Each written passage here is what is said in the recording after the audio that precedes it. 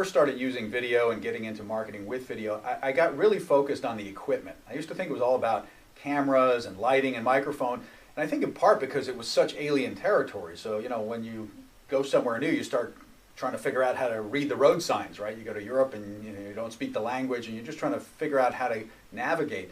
And it's just easier to fixate on the tools rather than the process. So I would spend hours on Amazon.com just sort of shopping for cameras, and you know, it's bewildering because you know there's cameras that are $100 and there are ones that are $5, $6, $7, $8,000, and if you don't have that background, I mean, you don't know, can I get away with using this inexpensive camera, or do I really need this professional grade thing with the big microphone sticking off it? And you start really focusing on that, and then you get into lighting. Do I need professional lighting? What's the difference between a soft box or an umbrella light? You just don't know. But I think the real thing is that you're actually sort of trying to get comfortable by becoming an expert in the technical stuff, and that doesn't in the end help you shoot good video, it turns out. It turns out that rather than all this equipment, it's really about you. It's about your personality. It's about figuring out how you're going to communicate effectively, and that the equipment is not as important as you thought.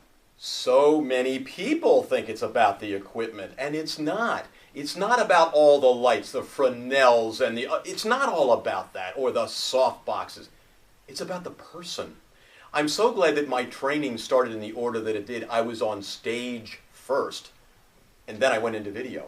Because when you come back and learn about the person, when we let people into our lives, when we can look right into the camera and tell the story about who we are and what we've done and how life has taken us along a path, people are drawn into who we are and what we're doing.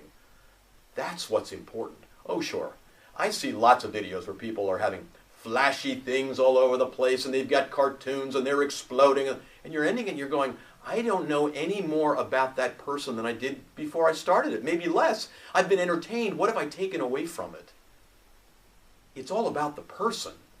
And that's what's most important about this terrific medium. When you can't be there in person, the video can be. So you want to show who you are.